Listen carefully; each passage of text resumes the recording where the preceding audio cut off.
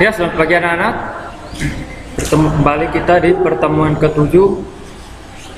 Nah, pada pertemuan ke-7 ini kita akan membahas mengenai format form dengan HTML. Nah, alangkah baiknya sebelum kita memasuki materi kita, terlebih dahulu kita berdoa menurut keyakinan dan kepercayaan kita masing-masing. Berdoa dimulai. Berdoa selesai.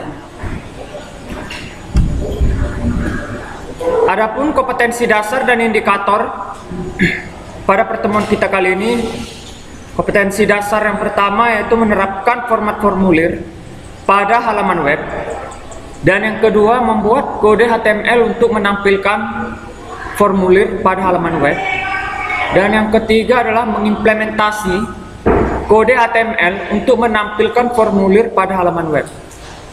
Sedangkan untuk indikatornya, yang pertama itu menjelaskan konsep format formulir dalam halaman web, dan yang kedua menjelaskan tag-tag HTML untuk menampilkan formulir dalam halaman web, dan yang ketiga menjelaskan berbagai metode inputan formulir dalam halaman web, dan yang keempat menentukan prosedur pembuatan format formulir dalam halaman web, dan yang terakhir menerapkan prosedur pembuatan formulir dalam halaman web. Nah, seperti apa itu form pada HTML? Tag form pada HTML itu merupakan tag yang digunakan untuk mengisi data-data yang akan dikirimkan ke dalam database. Jadi web tidak hanya digunakan untuk menampilkan informasi saja, web juga digunakan untuk mengambil informasi atau data dari pengunjung. Salah satu cara untuk mengambil informasi dari pengunjung ialah menggunakan form. Mungkin anak-anak pernah membuka atau mendaftar email. Nah, sebelum kita mempunyai akun Gmail, terlebih dahulu kita membuat yang namanya atau mengisi formulir data diri. Nah, formulir data diri pada Gmail itulah yang dinamakan dengan form. Nah, seperti di layar ya, bisa kalian lihat di sini ada form. Sedangkan kolom ini dinamakan dengan field. Field bagian nama, field bagian alamat, field bagian kota, dan ini adalah field bagian telepon. Nah, sedangkan untuk yang jenis kelamin, di sini dia menggunakan radio button. Nah, radio button ini fungsinya adalah memilih salah satu dari banyak macam opsi. Nah, untuk kondisi jenis kelamin itu ada dua opsi, yaitu pria dan wanita. Kemudian untuk yang bagian hobi, di sini dia menggunakan yang namanya checkbox. Nah, checkbox ini bisa dipilih lebih dari satu. Jadi untuk yang hobi bisa kalian checklist untuk bagian musik, olahraga, dan jalan. Berbeda dengan radio button. Kalian harus memilih salah satu dari kedua opsi tersebut. Nah, untuk yang agama, di sini dia menggunakan yang namanya Dropbox. Nah, di dalam Dropbox ini ketika nanti kita klik, itu ada banyak macam pilihan. Ada Kristen, Islam, Konghucu, dan agama-agama lainnya. Nah, untuk Dropbox ini sifatnya sama seperti radio button. Dia harus memilih salah satu opsi yang ada dalam data Dropbox tersebut. Nah, untuk yang ini adalah field asal sekolah, dan yang terakhir adalah field jurusan. Nah, sedangkan yang di bawah ini ada dua button. Ada button kirim dan ada button reset.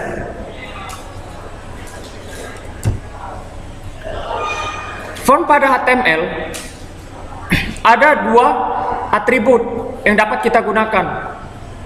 Yang pertama adalah atribut action, di mana atribut action ini digunakan untuk menentukan akasi yang akan dilakukan saat data dikirim. Dan yang kedua adalah method atau metode yang digunakan untuk pengiriman data yang diisi dalam formulir. Nah, dalam atribut method ini ada dua, yaitu method get dan method post. Method post ini digunakan untuk mengirimkan data dari klien ke server. Sedangkan untuk method get itu digunakan untuk mengambil data dari server sehingga untuk memunculkannya ke klien.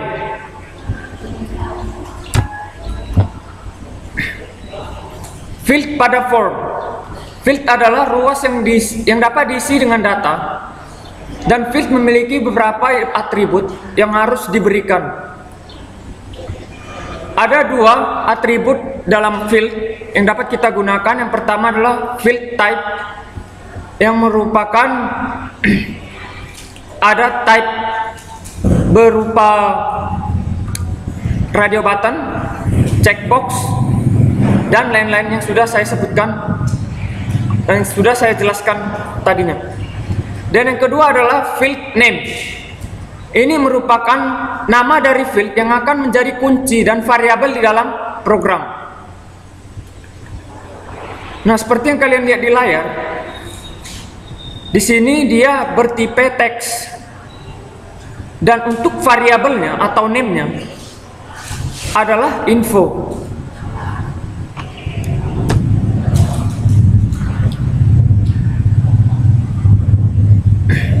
Field pada form ini bisa berisi dalam bentuk input nama lengkap, username, email, password, jenis kelamin, agama, biografi, dan banyak lainnya. Oke, langsung saja kita praktekkan bagaimana penggunaan dari tag form dan beberapa atribut nanti dapat kita gunakan.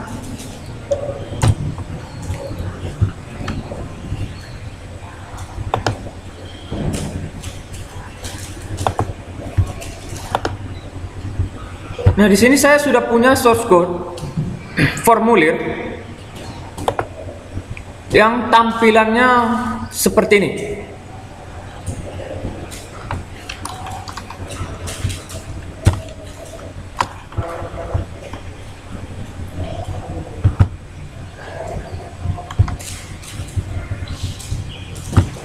Nah, sebelum kita untuk memulainya, kita membuat struktur dasar dari si HTML-nya. Kemudian kita buat tag form dengan actionnya itu adalah kontak.php. Nah, kontak PHP ini adalah script yang kalian isi atau kalian gunakan nantinya. Ini nanti kalian pelajarin di kelas 12. Nah, untuk yang metodenya saya menggunakan post, metode post. Jadi data ini nanti yang setelah kita isi akan dikirimkan ke database server. Untuk yang tag legend itu untuk membuat garis melingkar seperti yang kalian lihat di layar ini ya.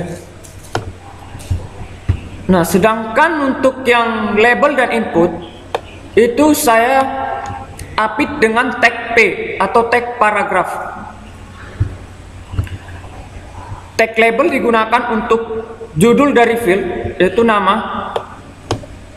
Nah, kemudian tag input dengan bertipe teks, kemudian name atau variabel ya, nama, kemudian placeholder. Placeholder ini adalah saya buat nama lengkap. Nanti dia pada tampilannya secara default akan diisi dengan nama lengkap. Jadi gunanya placeholder ini adalah data yang kita isi secara default. Kemudian yang untuk password,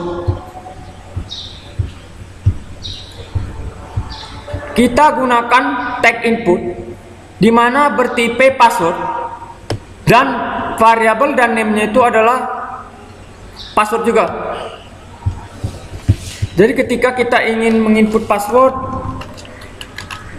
karakter yang kita ketikkan itu tidak dimunculkan karena kita menggunakan yang namanya tipe password.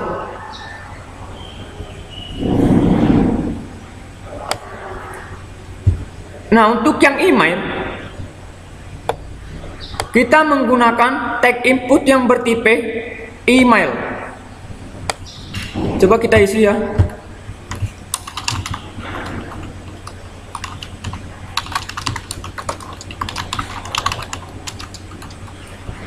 Nah, jadi tag input tipe email ini dia harus bersifat string atau varchar.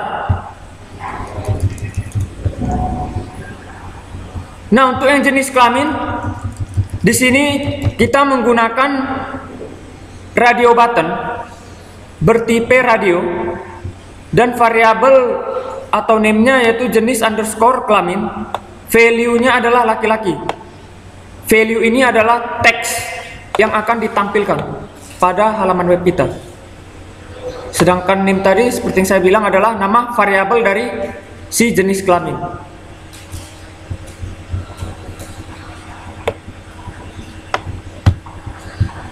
Nah, untuk yang Dropbox bagian agama ini, kita menggunakan tag select name. Name ini adalah variabelnya dengan variabel agama. Kemudian option apa saja yang ingin kita isi. Yang pertama adalah option agama Islam, kemudian option agama Kristen, agama Hindu, Buddha, dan lainnya. Nah, untuk yang option ini, kita bisa menggunakan tag option dengan atribut value sesuai dengan agama masing-masing. Misalnya kalau kita buat Islam, ya value-nya Islam. Untuk yang Kristen, value-nya Kristen. Begitu dengan seterusnya.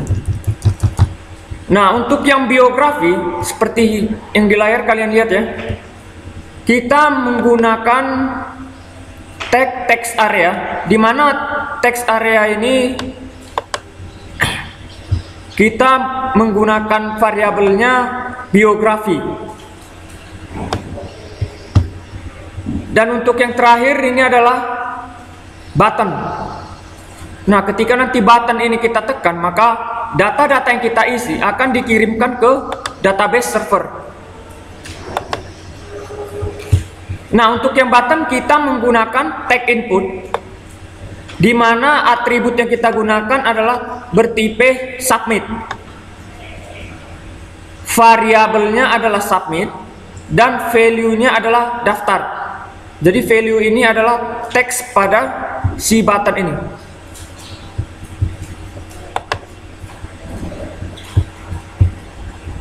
Nah, kira-kira seperti gitulah gambaran dalam penggunaan tag form atau membuat formulir dalam sebuah halaman web.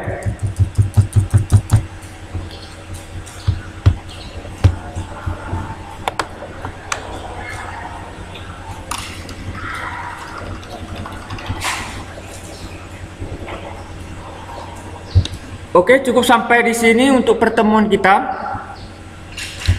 Nanti ada beberapa soal latihan yang saya berikan. Jadi saya berharap itu latihan dan soalnya itu dikerjakan sebaik mungkin. Nah, sebelum kita akhirin pertemuan kita kali ini, kita berdoa terlebih dahulu. Berdoa dimulai. Berdoa selesai. Oke, sekian untuk pertemuan kita kali ini. Sekian dan terima kasih.